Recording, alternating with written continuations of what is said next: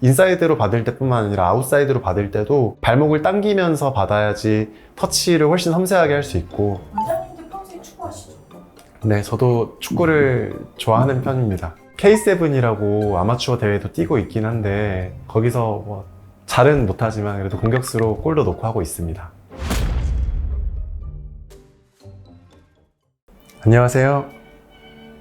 인생은 한방 한의사 양시용입니다. 오늘은 축구나 풋살 후에 자주 나타나는 정강이 앞쪽 통증, 전경골근 통증에 대해서 이야기해 보겠습니다.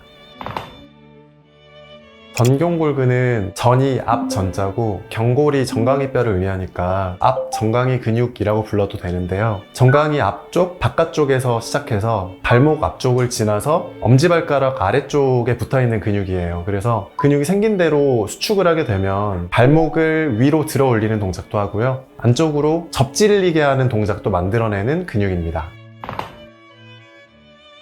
퍼스트 터치라고 해서 첫 번째 터치를 할 때 발목을 들어 올린 상태에서 고정하는 걸 되게 중요시하고, 특히나 축구나 풋살을 처음 접할 때 기본기 중에 기본기로 언급이 많이 되면서 그 동작을 매우 강요하는 경우가 많이 있습니다. 인사이드로 받을 때뿐만 아니라 아웃사이드로 받을 때도 발목을 당기면서 받아야지 터치를 훨씬 섬세하게 할 수 있고, 롱킥도 마찬가지로 발목을 고정한 상태로 킥을 하게 되는데 어떤 방향으로든 고정 행위가 들어가게 되면은 정경골근은 그 길이를 유지하기 위해서 힘을 쓰게 되고, 그 과정에서도 피로도가 쌓이다 보니까 축구하고 나서 많이 통증을 느끼게 됩니다. 또 축구나 풋살은 특히나 드리블해서 나가는 동작이라던가 아니면 상대 수비를 속이는 동작이라던가 이럴 때 순간적으로 속도 변화를 준다거나 아니면 방향 전환을 하는 과정이 생기는데 앞꿈치로 순간적으로 제동하는 경우가 많이 있거든요. 그 제동하는 과정에서 정경골근이 많이 사용하게 됩니다.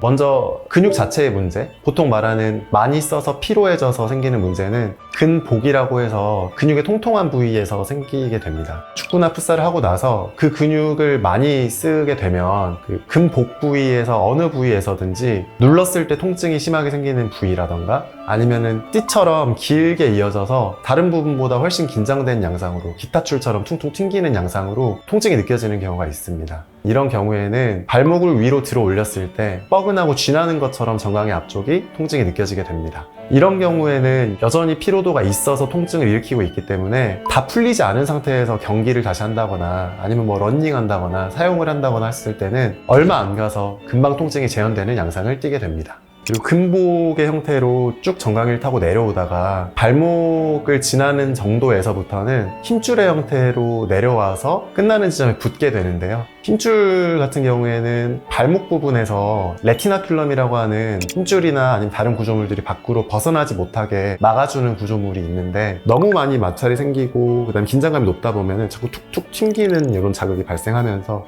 이 부분에서 염증이 발생하기도 하고요. 힘줄의 형태로 내려와서 붙는 어느 부분이서라도 눌렀을 때 통증이 생기는 경우가 있고요. 또 패스하는 상황을 생각해 봤을 때는 공이 발과 맞닿는 지점에서 그 힘줄과 닿는 경우가 많기 때문에 이미 압력이 생기고 통증이 생긴 경우에는 그게 악화되는 경우가 많이 있습니다.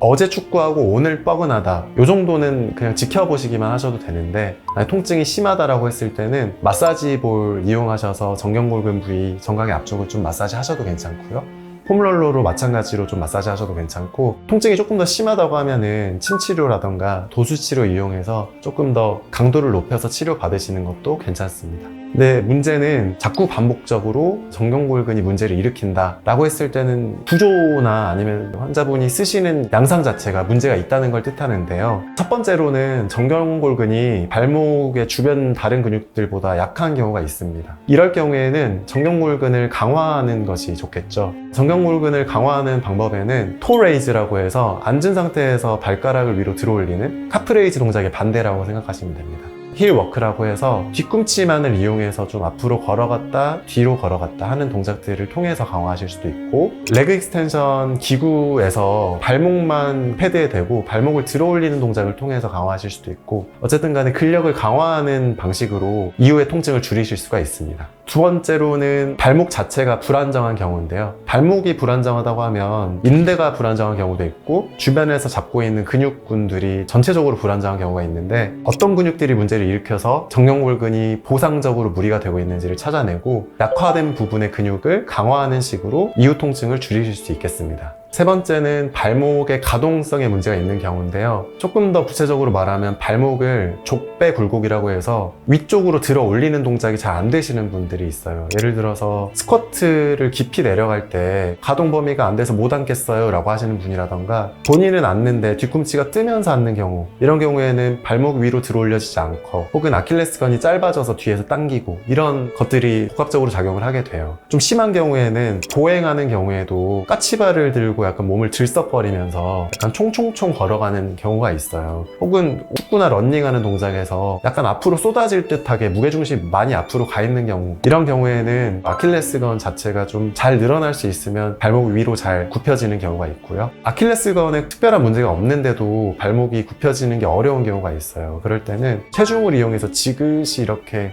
발목이 굽혀질 수 있도록 가동성 연습을 하시는 것이 좋습니다. 오늘은 축구나 풋살 후에 정강이 앞쪽에 생기는 통증, 전경골근 통증에 대해서 말씀드려봤는데요. 어떤 문제 때문에 이게 자꾸 발생하시는지를 잘 아셔야 그 근본적인 원인을 해결하고 이후에 발생한 통증을 막으실 수 있습니다. 오늘 영상 참고하셔서 축구나 풋살 즐기시는 분들 부상 없이 오래 즐기실 수 있으면 좋겠습니다. 이상 인생은 한방 한의사 양시웅이었습니다. 감사합니다.